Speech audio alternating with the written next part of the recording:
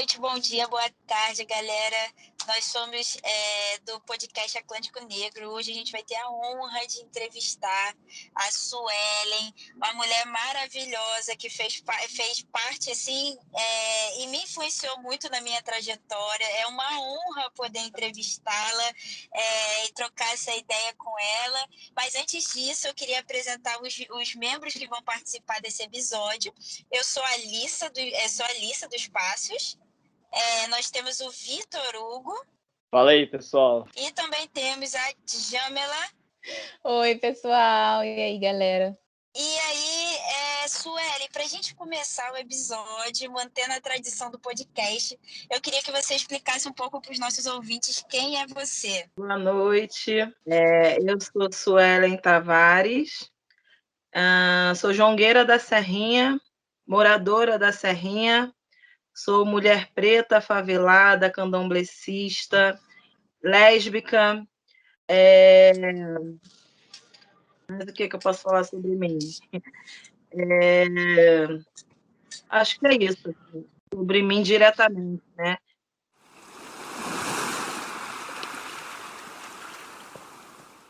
Bom, Suelen, é um prazer poder receber aqui nesse nosso episódio, que a gente vai estar falando sobre o jongo e como ele pode ser lido como uma recreação na diáspora. E aí, para abrir essa roda de conversa, eu queria conversar um pouco com você sobre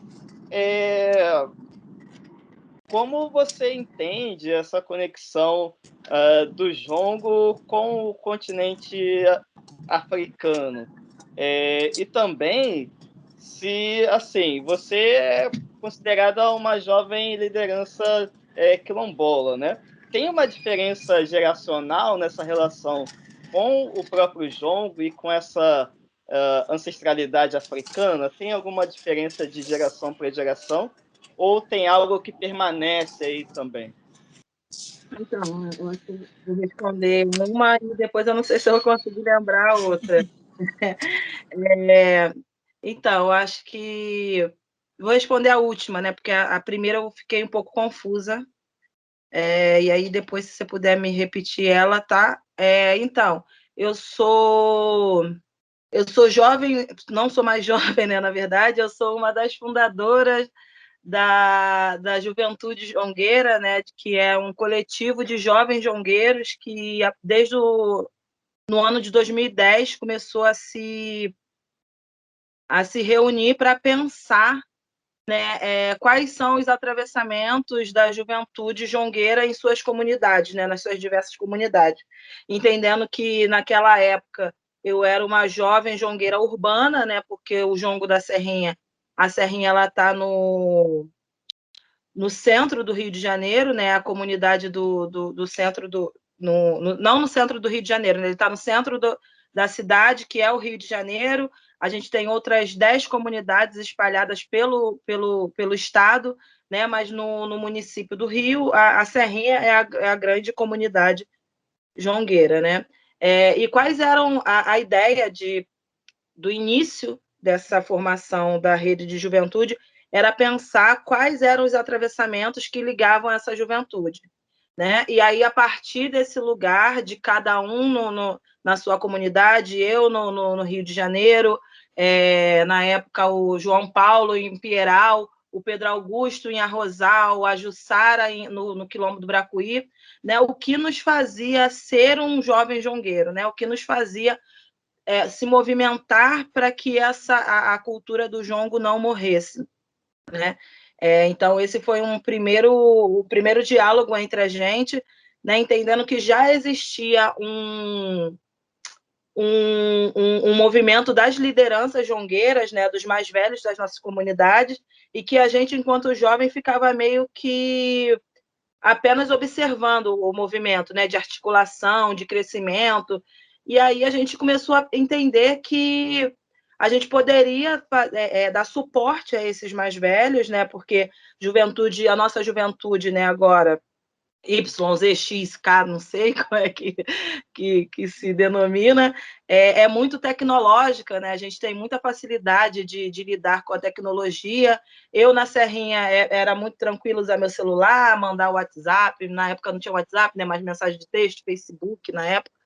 E os meninos das outras comunidades também, assim, com a tecnologia um pouco menos avançada que a minha, mas tinha muito mais facilidade de lidar, né, de escrever projetos. Então a gente começou a se encontrar e pensar na rede de juventude jongueira nesse lugar do suporte a essas lideranças, né, de qual o papel da juventude, né, o que nos atravessava, né, enquanto jovens jongueiros, e quais os papéis de cada um dentro da sua comunidade. Então, a partir disso, a gente começou a se encontrar num formato muito parecido do que as lideranças faziam, né? A gente fazia encontros itinerantes nas comunidades, sempre 2 ou mais jovens de cada comunidade se encontrando e discutindo, né, essas questões prioritariamente, né? E aí, a partir disso, da gente se entender, de se encontrar, a gente começou também a vislumbrar outros caminhos, né? Que são atravessamentos que estão durante, que perpassam por toda a juventude, né? Que aí a gente se entendendo enquanto jovem negro, né? O que essa negritude significava para cada um, né? A identidade de gênero, né? O que a gente faz com o nosso cabelo, o que a gente faz quando a gente é abordado pela polícia na rua. E aí várias questões foram surgindo, né? E as discussões foram ficando cada vez mais densas e muito boas, né? De discutir, inclusive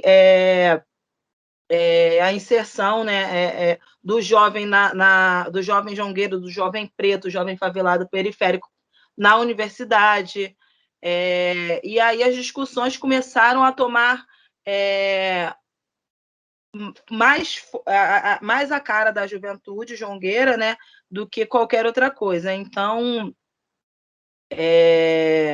assim surge, né, a rede de juventude jongueira, e para mim era muito gratificante, né, poder estar com os meus iguais, né, fazer essa troca, né, com eles, essa troca mútua. Então, acho que, não sei se eu respondi, mas... Você falou que não é mais jovem. E como é que é a sua relação hoje com esse movimento e com a própria cultura do jongo? Então, como eu disse, né, eu sou jongueira lá da Serrinha, eu continuo fazendo parte lá do jongo da Serrinha. Eu não sei se na minha apresentação eu falei, mas eu faço parte da equipe de coordenação da Casa do Jongo da Serrinha. Sou hoje a professora de jongo na Casa do Jongo, né, dou aula de jongo para as crianças. Então, é isso, minha relação com o jongo, ela tá desde que eu nasci, né, que eu conheci o jongo, dentro do quintal da minha casa, porque o jongo ele tem essa coisa familiar, né, que eu acho que eu vou falar um pouco mais na próxima pergunta, que eu tinha perdido. E aí, com relação à rede de juventude jongueira, hoje eu não sou mais jovem, eu estou com 32 anos, e aí eu faço o acompanhamento dessa rede. Assim, é um lugar que eu não saí da rede, né? Eu não abandonei a rede, né? Porque eu acho que existe um lugar aí de formação, né? E de encontro, né? Eu acho que hoje o meu papel na rede ele não é mais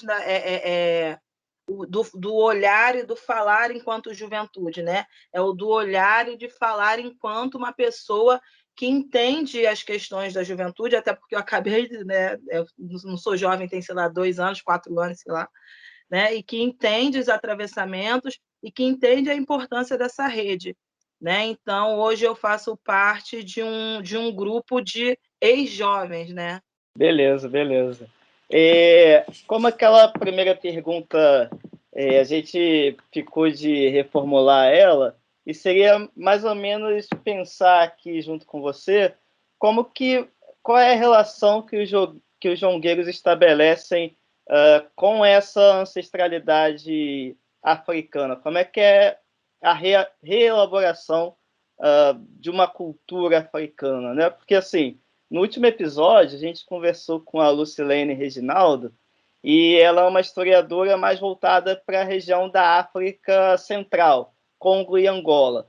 E boa parte dos estudos hoje vão mostrando que essa região onde o jongo vai surgir é justamente a região onde esses africanos, esses centro-africanos, na verdade, estão chegando. Então, como é que é essa relação com esse passado cultural mesmo africano? Eu acho que assim, a gente entende, né, que é isso. O jongo ele surge a partir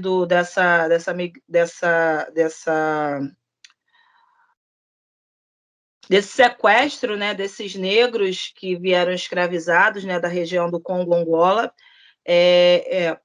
E aí o que acontece é que a gente tenta no máximo, né, entendendo que o jongo ele é uma cultura oral, né? Eu acho que isso, inclusive, é uma coisa que eu aprendi muito conhecendo as outras comunidades, né? Que a oralidade ela chega diferente para cada um, né? Para cada região, né? O jongo ele é uma manifestação da zona da mata, então a gente está dizendo que o jongo ele está na região sudeste, né? E aí do jeito que o jongo chega para mim na Serrinha, não é o mesmo jeito que ele chega para quem está em Minas Gerais, né? Não é o mesmo jeito para quem chega, não chega do mesmo jeito para quem está em São Paulo, né? Então eu acho que pensar a oralidade, né? Isso transforma muito, né? E aí, se tratando de ancestralidade, né? O jongo ele é ancestral, ele é vivo, né? Ele é novo, ele é velho, ele está nas crianças, ele está no adulto. Então, eu acho que cada um, né? O jongo ele é uma cultura familiar, né? Então, eu acho que cada um tem a sua forma de exercer a sua espiritualidade, né? O que é bonito, né? Porque ele não escolhe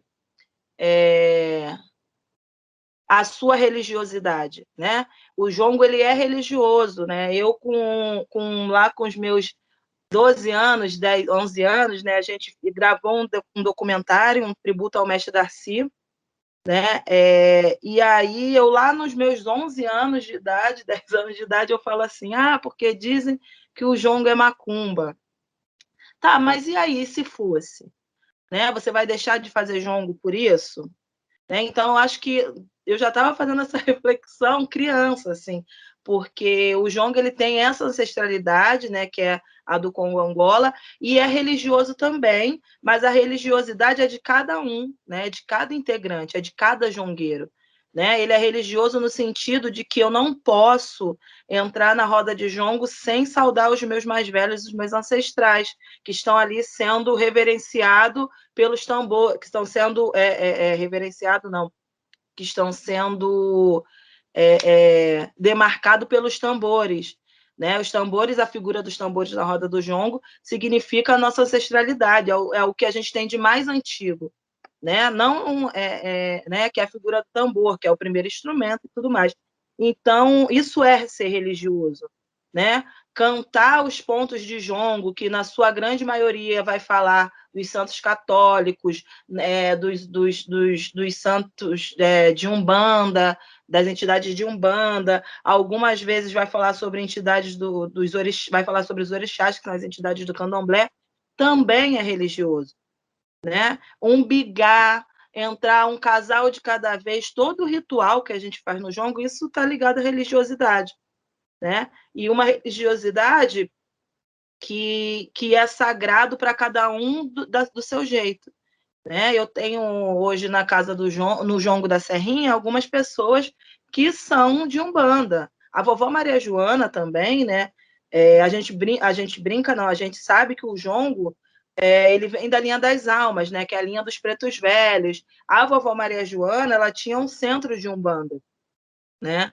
ela fazia as rezas dela de Umbanda, fazia a festa dela de Umbanda, e depois de tudo ela fazia jongo, né, no próprio terreiro. Uma coisa, outra coisa, outra coisa. As duas coisas comungavam no mesmo espaço, mas eram duas coisas completamente diferentes.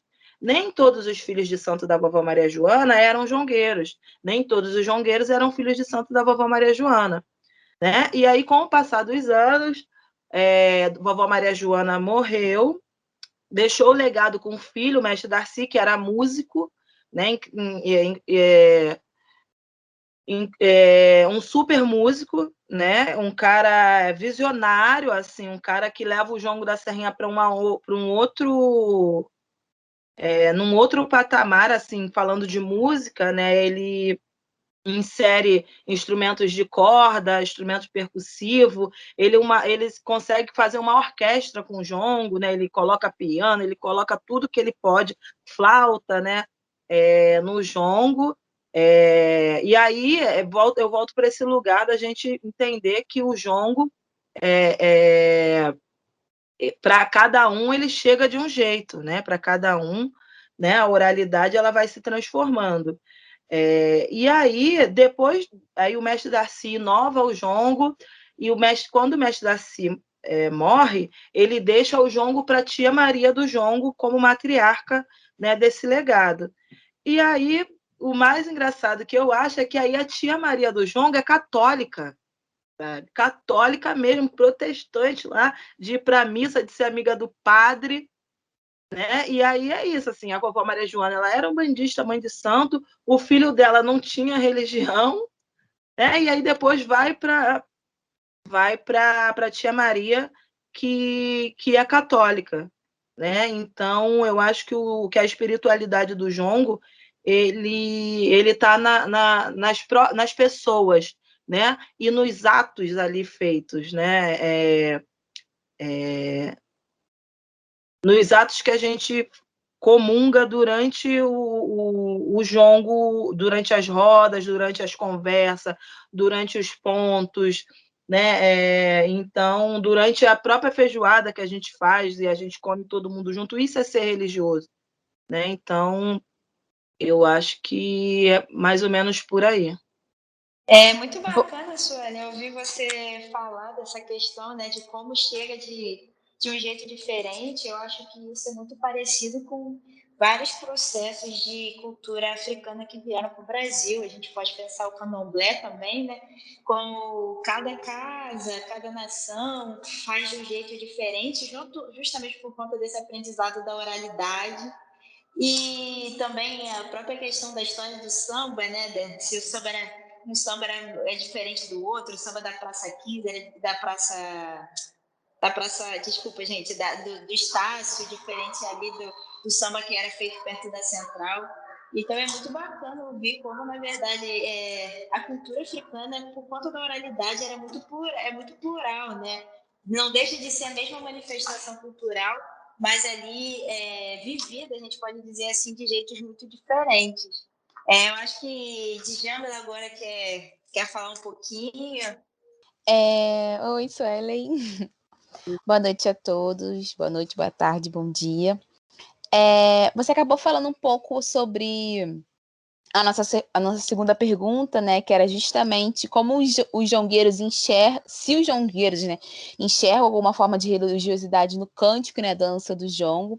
Você acabou, antes da gente perguntar, já respondendo, mas eu tenho uma curiosidade, assim, com relação, porque durante o curso na UF, né, eu fiz uma específica sobre quilombos, e a gente acabou estudando um pouco de jongo, e um professor falou que estava sendo comum em comunidades quilombolas que praticam, né, tem o jongo como uma forma de expressão cultural, né, de resistência, pessoas evangélicas, neopentecostais mesmo, serem jogueiras, assim, estarem na roda e estarem dançando. Eu pergunto isso porque, querendo ou não, devido ao secretismo religioso que se teve, né, a própria Umbanda também, a religião católica acaba sendo mais, como eu posso dizer, assim, sensível a algumas culturas das religiões de matriz africanas, né? E já no âmbito mais neopentecostal, há uma, como eu posso dizer, um radicalismo bem maior, né, expresso, de reafirmar as culturas de matrizes africanas com viés do diabo e etc. E aí eu queria saber como você vê, assim, né, essa questão de pessoas que dançam jongo, que estão se manifestando culturalmente o seu corpo através do jongo, mas ao mesmo tempo elas terem uma religião que, de certa forma, pode acabar negando e demonizando, né, essa prática cultural. Como você enxerga assim essas transformações, né, que a sociedade vai tendo? Essa é uma pergunta bem... Desculpa. Não, mas vamos lá. Eu não conheço, eu conheço todas as comunidades, mas não conheço todas as pessoas.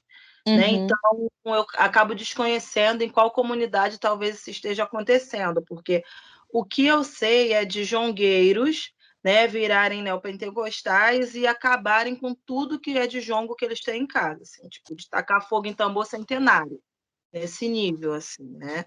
É muito cruel, né? Mas é esse tipo de história que eu conheço. Eu acredito que, assim, com relação a essa coisa do neopentecostal,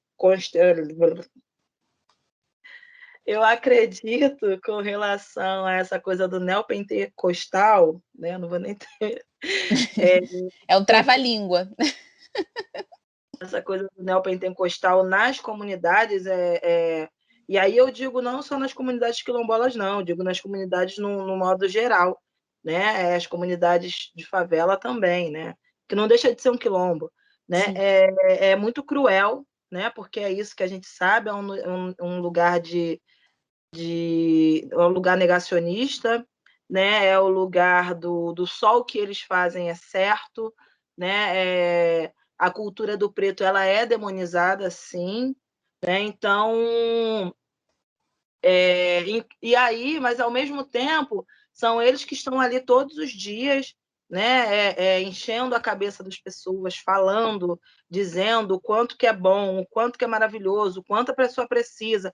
E aí chega num determinado momento que as pessoas acabam cedendo. Se tratando dos jongueiros, eu acho que tem um lugar aí que é isso, assim, tá, eu vou para a igreja, eu vou virar neopentecostal, enfim, né, vou ser evangélico, mas antes disso eu sou isso aqui, né? Eu sou jongueira, eu sou quilombola, né? Eu sou preta, né? Então, em alguma medida, isso pesa, né? Então, eu acho que em determinado momento eu acho que os laços se rompem, né?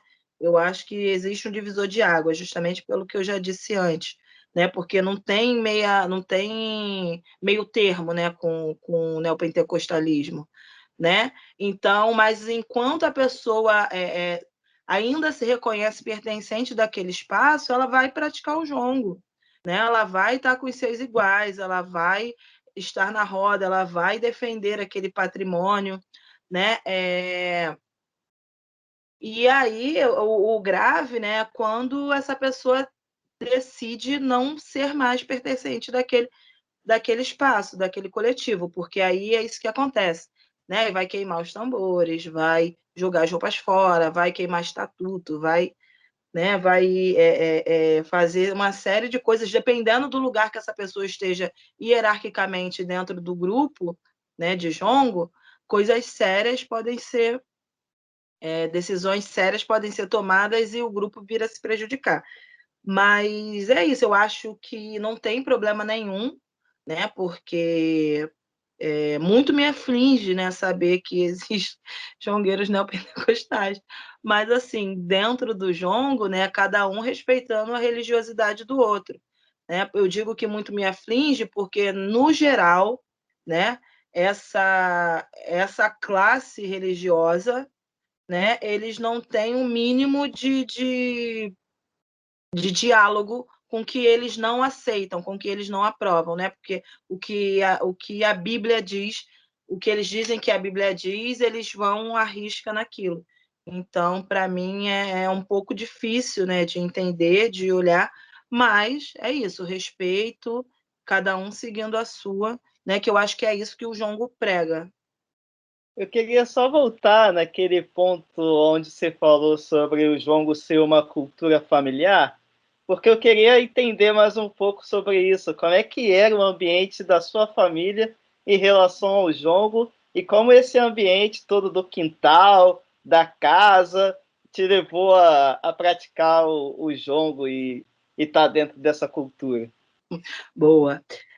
Então, o jongo, né, antes dele virar, por exemplo, o jongo da Serrinha, né, que é de onde eu venho, né, antes dele virar um grupo, né, cada casa, antes do jongo da Serrinha virar um grupo, cada família jongueira tinha seu próprio jongo, né? Ah, meu avô vai casar, minha tia vai casar. Aí meu avô juntava um grupo da família ali e fazia um jongo ali no casamento, no batizado do sobrinho, e aí aquela família se reunia e fazia um jongo. Ah, é batizado do seu Cosmilino, do neto dele. Aí minha família foi convidada, minha família ia para lá e participava do jongo daquela família, todo mundo junto ali. Com o passar dos anos, né, a vovó Maria Joana começou a observar que esses jongueiros na Serrinha estavam morrendo e que com ele estava indo toda a sabedoria do jongo. Então, ela criou um grupo, né, juntou todos os grupos, todas as famílias que ainda faziam jongo na Serrinha e criou um único jongo chamado Jongo da Serrinha, né?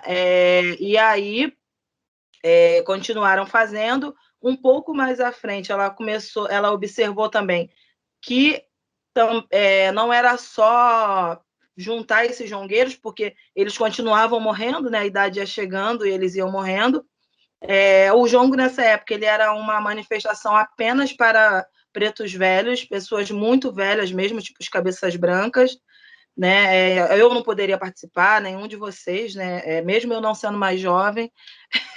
E aí ela começou a pedir ao filho, o mestre Darcy, para ensinar o jongo para as crianças, né? Para passar isso adiante. E o mestre Darcy, visionário, né?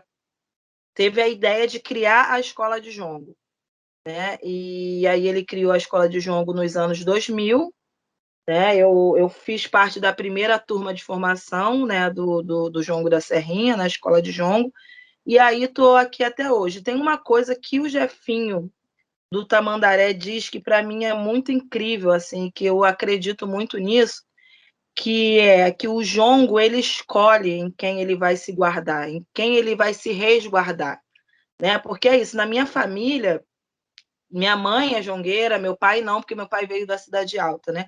Minha mãe é jongueira, meu primo é jongueiro, meus tios eram jongueiro, meu bisavô, eu acho que não, meu tio-avô, irmão da minha avó, ele foi o primeiro ogã da vovó Maria Joana, né? Então a herança de jongo da nossa família vem a partir dele, né? Desse lugar da vovó Maria Joana.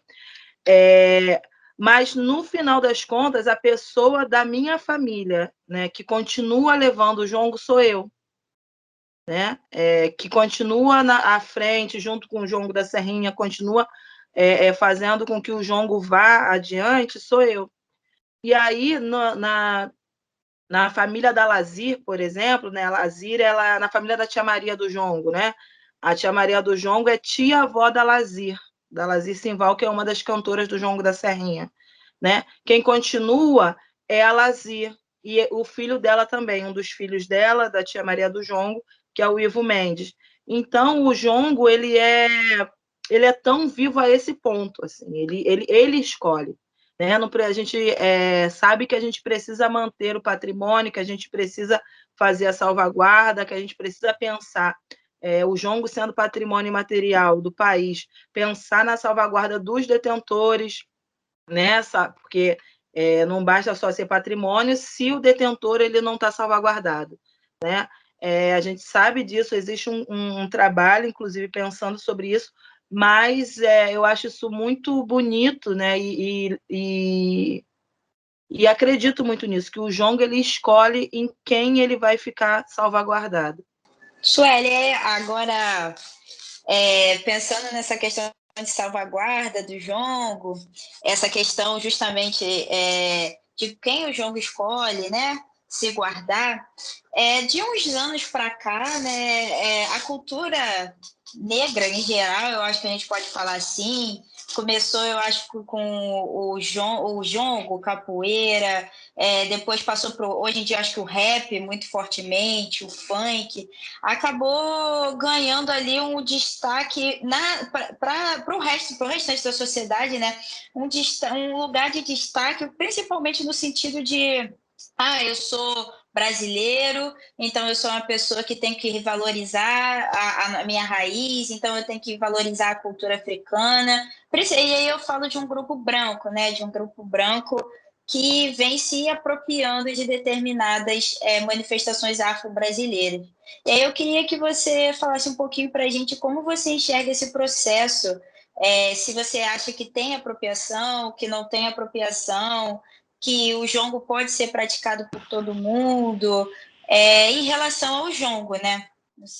Eu queria só adicionar de como que você vê também como que a sociedade brasileira também pega o jongo e transforma ele num produto também. Enquanto que a cultura negra, você falou muito bem de como que o jongo na Serrinha se constrói enquanto algo familiar, mas quando a sociedade enxerga o jongo, tenta transformar isso num produto. Aí como que você percebe essas transformações e essa tentativa, né? Então, eu acho que a Alissa fez a pergunta, né, sobre apropriação cultural, mas também na própria pergunta a resposta já está, né? Eu acho que é isso, essa coisa do entender que eu sou brasileiro, eu sou pertencente, isso me pertence. Aí a gente pode pensar que são as pessoas. Esse é um pensamento branco, né? Mas que o preto também tem, né? Eu acho que quando a gente começa a se descobrir enquanto preto, enquanto pertencente dessa etnia, né, a gente começa a buscar as nossas reflexões, as nossas raízes, as nossas origens. E aí, muitas das vezes, a gente acaba caindo no conto de fada de que tudo que é de preto é meu. Né? A gente acaba caindo nesse lugar, e aí, a partir desse lugar de que tudo que é de preto é meu, o branco se faz valer disso, né? E aí se aproxima da gente, né? Para tentar, de alguma forma, ali buscar, né? Meios de se apropriar desse lugar. Né? Por que eu estou dizendo isso? Né? Porque eu vejo o jongo, né? Eu vivo o jongo, né? Vejo, vivo, respiro, sou o jongo desde que eu nasci. Né? Na minha casa sempre teve jongo. Né? E aí, depois que o jongo ganha o título de patrimônio imaterial do país, eu lembro que eu era muito jovem, eu devia ter uns 14, 15 anos, e eu nunca tinha visto nada, nenhum livro, não tinha visto nada com relação, a não ser o livro do primeiro CD do Jongo da Serrinha, mas eu não tinha visto nada de livro, assim, de publicação falando sobre o jongo. Né? E isso eu dou certeza a vocês podem ir lá. 2007, 2008, sei lá, 2006, se eu não me engano, foi quando o jongo foi reconhecido como patrimônio material. De 2006 até 2021, vocês vão ver a quantidade de coisas escritas sobre o jongo. Né? A quantidade de pessoas falando sobre o jongo, o que é maravilhoso. Né? É maravilhoso quando isso é para construir, quando isso é para valorizar. Né? E aí também, depois disso, você começa a ver também o surgimento, falando daqui do Rio de Janeiro, né? Centro do Rio de Janeiro. Né? O crescimento de novos grupos de jongo, assim, grupos universitários, né? Que depois a gente vai chamar de parafolclóricos, de jongo. Né? Assim como do jongo, do maracatu, do coco. Né? E aí, a grande questão nisso, né, para mim, nesse lugar desse surgimento desses grupos é que, assim, ninguém está preocupado em fazer salvaguarda, ninguém está preocupado em, porque a gente faz o jongo aqui no Arco da Lapa, que é para as pessoas poderem conhecer. Meu irmão, a gente tem uma casa do jongo lá na Serrinha, vai lá conhecer. Sabe, o Centro Cultural Jongo da Serrinha existe desde 2010. A gente está lá no mesmo lugar, nunca saiu. Mas as pessoas precisam conhecer. Precisam, vai lá.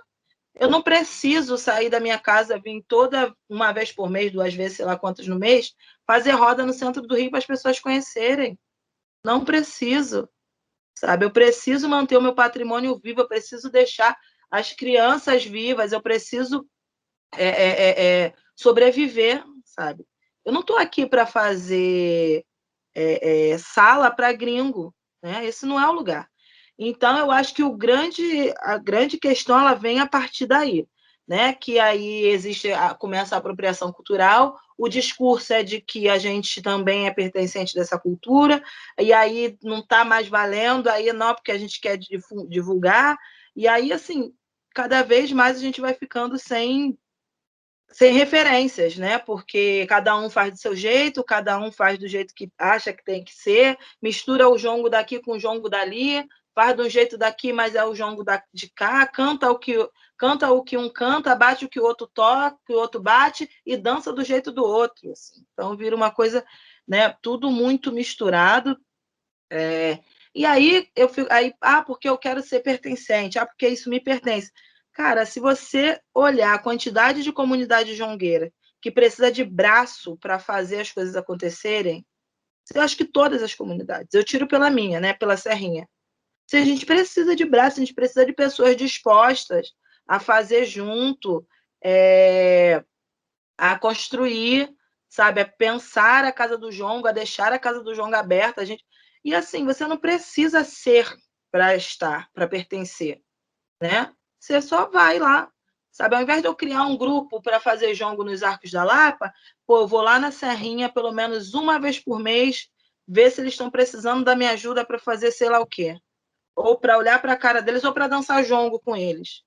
Vou juntar esse grupo aqui de gringo, vou levar lá na Serrinha. Vou juntar esse grupo aqui de amigos, a gente vai lá pintar um muro.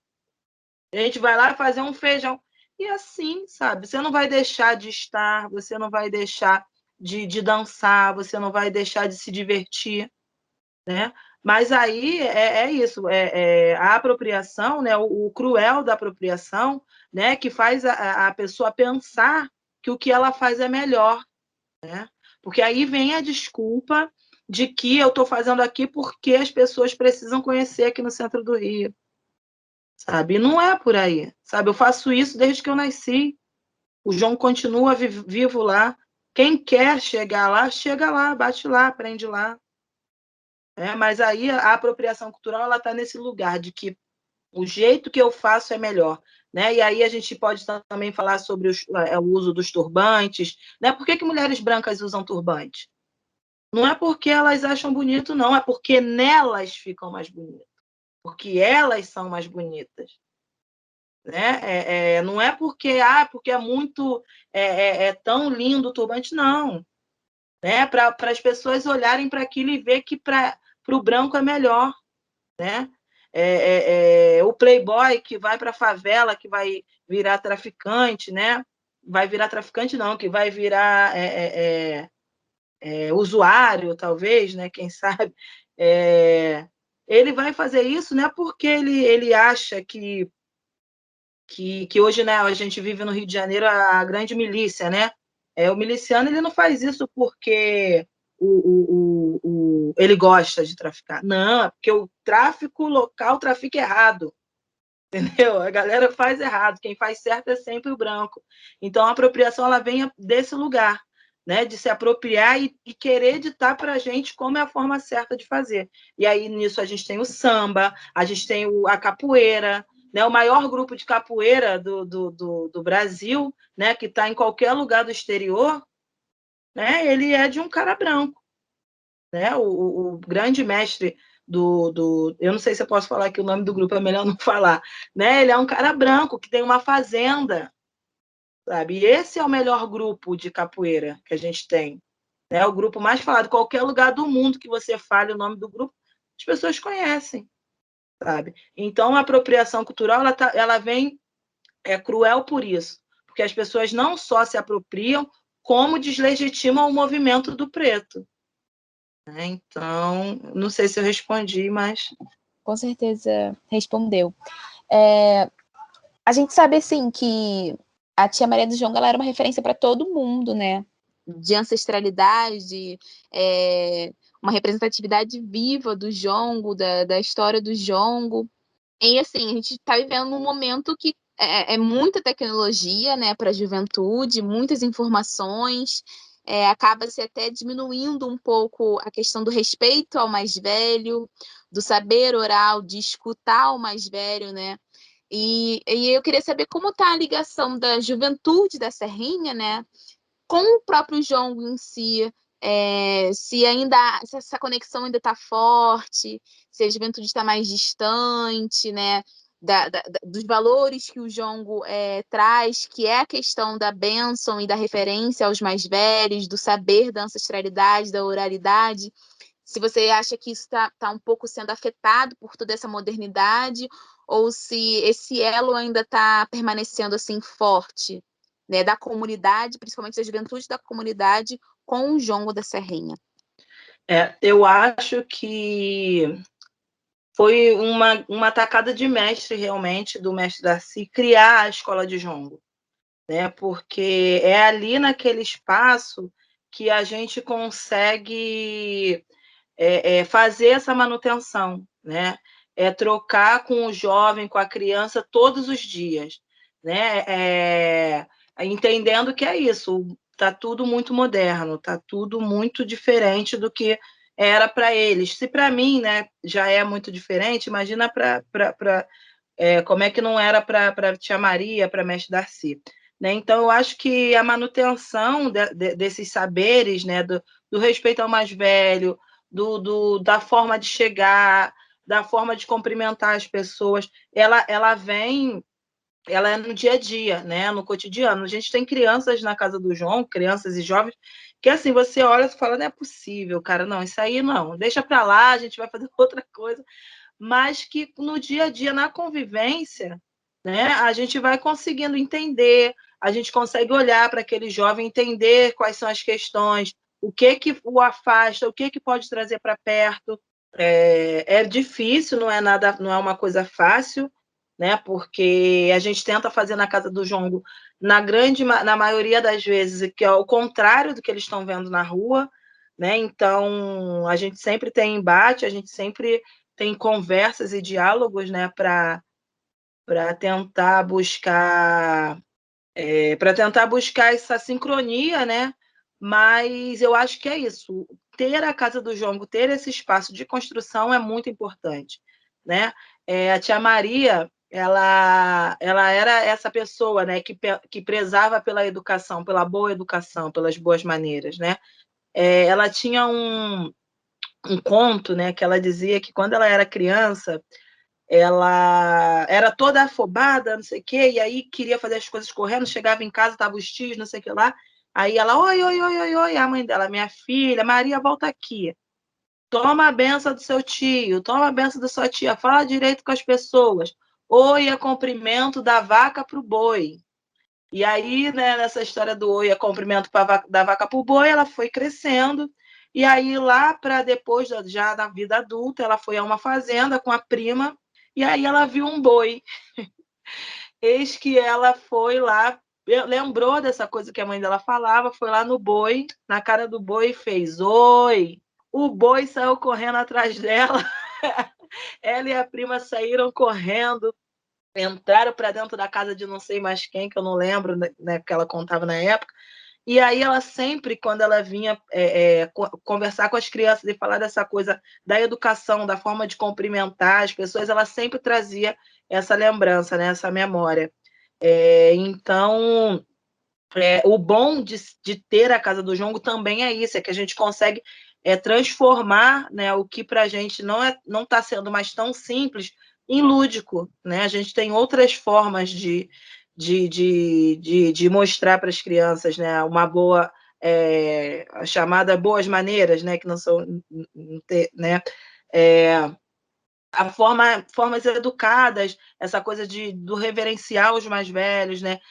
As crianças sabem que todas as vezes que elas vão entrar na roda do jongo, elas precisam passar pelos tambores e fazer a saudação aos tambores, né? Que toda vez que chega que tem um mais velho, tem crianças que não tomam a benção, né? Porque eu acho que se perdeu em algum momento, mas é cumprimentar, conversar de maneira educada, né? É não gritar quando tem outras pessoas mais velhas, é esperar para falar, é aguardar para pegar o lanche, né? Então, eu acho que ter uma escola hoje na Serrinha para a gente falar sobre jongo traz tudo isso, né? Traz a possibilidade de repensar, né? As boas maneiras, né?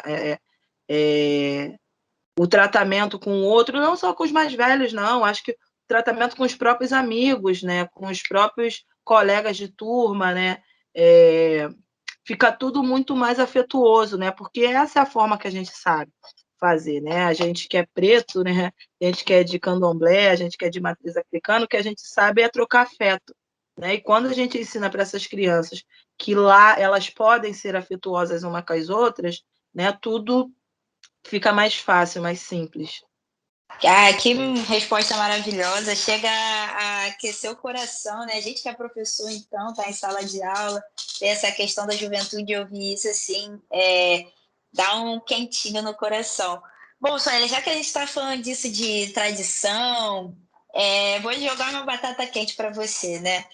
Quando a gente entra nessas religiões tradicionais, manifestações culturais tradicionais, a gente tem esse lado muito bom, né? Que são esses ensinamentos dos mais velhos, coisas que vêm além do nosso tempo, coisas que hoje em dia, até como você já falou, muitas vezes já se perderam fora daquele espaço, né? Fora daquele lugar.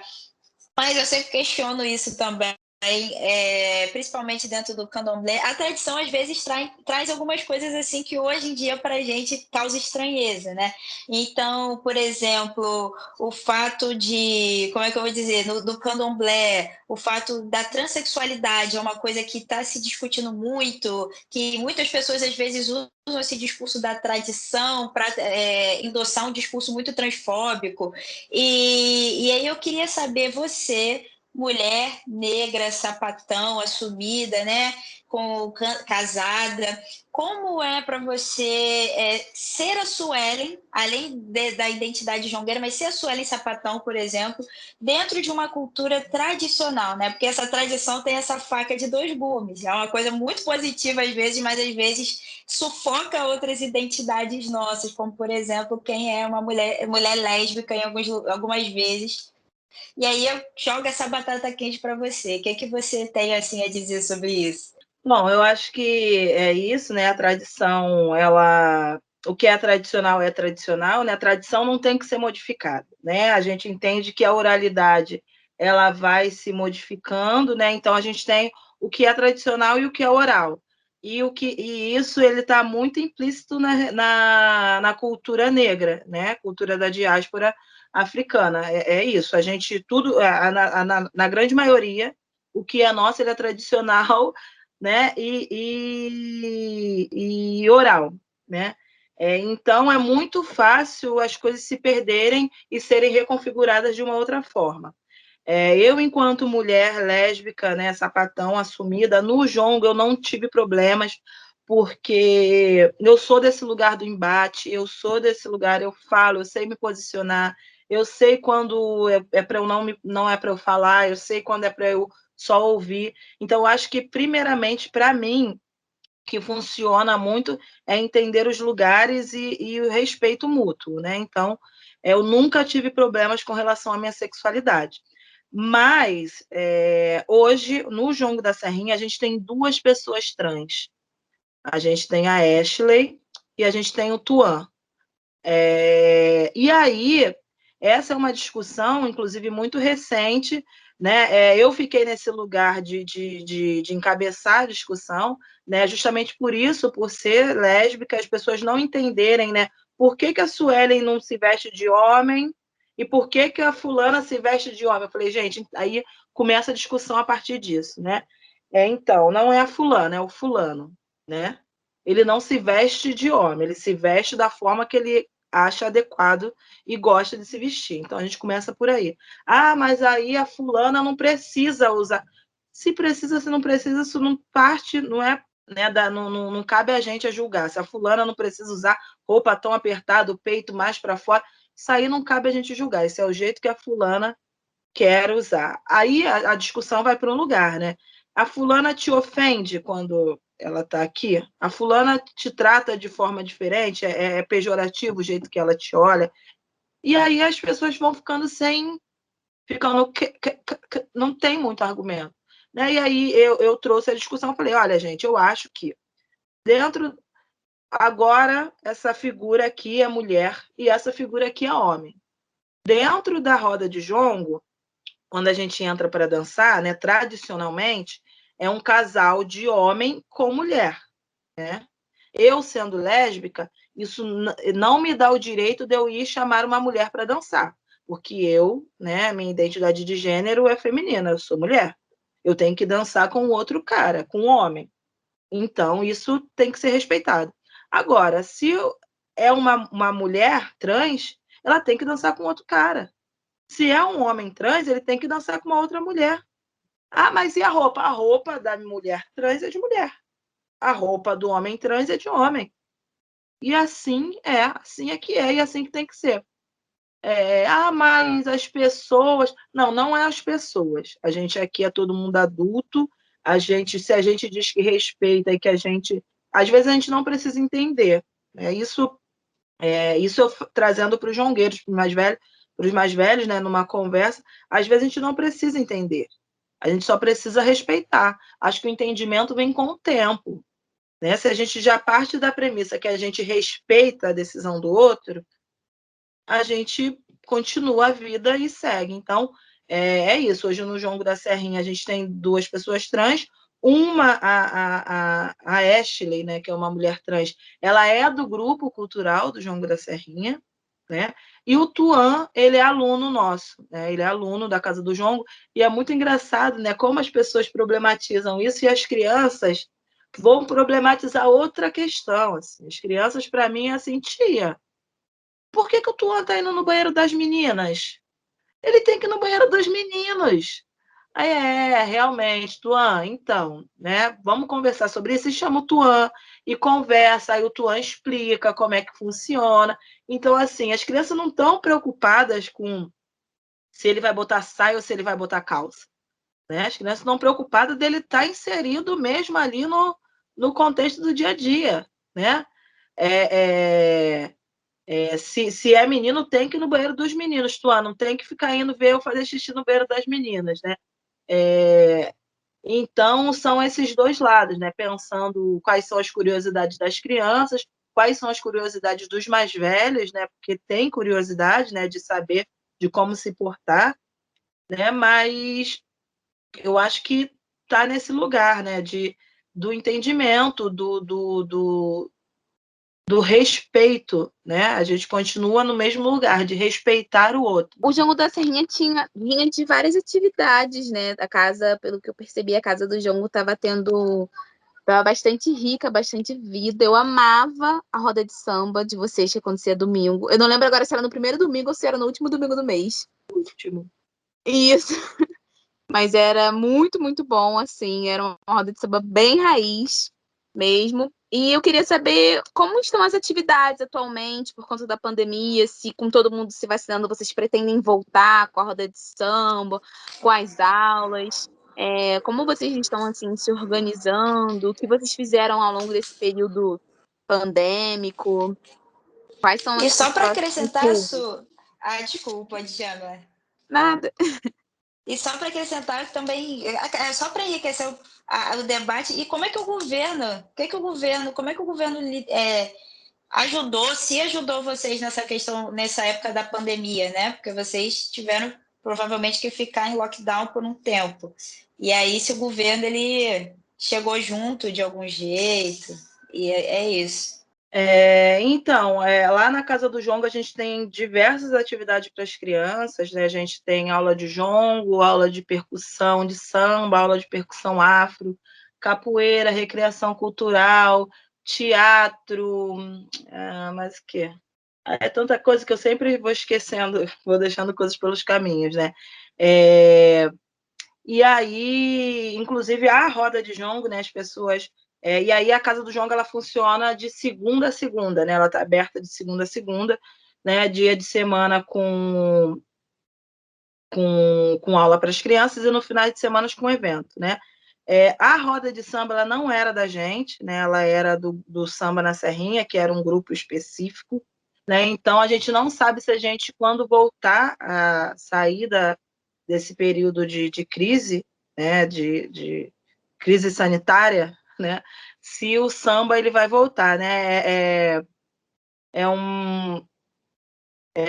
não sei como que é um grande poxa-vida, né? Na verdade, mas são grupos diferentes, a gente precisa de ter um diálogo ainda, né? Conversar para se entender e ver se o que é possível, né? A partir do retorno, né? Se a gente vai voltar no mesmo formato, né? Então, com relação à roda de samba, a gente ainda não tem muitas expectativas, né? Para o ano de 2022, né? Que é quando a gente pretende reabrir a Casa do Jongo. A gente teve uma conversa com o secretário de Cultura, inclusive na última sexta-feira, agora, né, para falar sobre a reabertura da Casa do Jongo, do que precisa ser feito para reabrir a Casa do Jongo, porque esse tempo todo fechado, né, a Casa do Jongo já vinha com alguns problemas na estrutura, né, tipo as calhas que não seguram a água da chuva, vazamento na parede, enfim, paredes mofadas, escoamento de água, né, e aí a conversa com o secretário não teve um retorno que a gente esperava, né? Porque o secretário ele vai dizer para a gente que se a Casa do Jongo é uma seção de espaço da prefeitura, é responsabilidade do Jongo da Serrinha fazer essa manutenção, né? Então, eu acho que também já responde o que a Alissa perguntou, né? A prefeitura ela se isenta, né, nesse lugar, nesse momento da pandemia, né, e diz que é isso, assim, o Jongo da Serrinha precisa buscar formas de sobreviver, sendo que ninguém está conseguindo nada, né, então a prefeitura entende que não é responsabilidade da prefeitura fazer com que a Casa do Jongo ou os jongueiros se mantenham minimamente pagando suas contas. Então, aí eu volto lá na questão da salvaguarda, né? Essa é uma coisa que a gente discute muito na rede de lideranças, né? Porque é um lugar a ser pensado com urgência, né? Porque pensar em salvaguardar os jongueiros, né? É pensar na sobrevivência desses jongueiros, né? Que aí, em momentos de pandemia, né? Que essas pessoas tenham o mínimo para sobreviver, né? Que o Estado se responsabilize por essas pessoas. Então, a gente vem pensando, depois da conversa com o secretário, a data para reabrir a Casa do Jongo, né? O secretário pediu que a gente pensasse em janeiro de 2022, já que dezembro vai começar o grande verão do Rio de Janeiro. Ai, parece até piada, né? Vai começar o grande verão do Rio de Janeiro, e aí a gente vai ter Réveillon, e aí em janeiro a gente vai estar reabrindo os centros culturais e tudo mais, e com o carnaval em fevereiro, né? Então a gente está se planejando, não querendo ser muito pessimista, né? Mas olhando os dados agora, eu não sei se é possível, né, reabrir a Casa do Jongo em janeiro, mas a gente vem se planejando para fazer essa reabertura em janeiro, né? E pensando cronogramas, pensando como que a gente vai fazer, como que a gente volta, né? Como é que vai ser essa reabertura? Se é no formato que já era antes, né? Ou se num outro formato. Bom, Suelen, a gente adorou a nossa roda de conversas. Garanto que os nossos ouvintes também ficaram muito animados com a sua história e tudo que você trouxe para a nossa roda.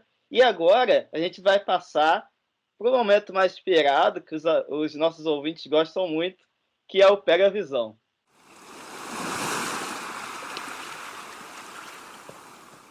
o Pega Visão é um momento onde os nossos convidados, eles trazem algumas dicas, né, culturais, um filme que está assistindo, uma música que esteja ouvindo, um livro que tem gostado, geralmente ligado à cultura negra. E eu acho que nesse Pega Visão especial, eu acharia interessante, já que você falou muito dessa nova realidade da tecnologia, se você pudesse indicar as redes sociais do Jongo da Serrinha.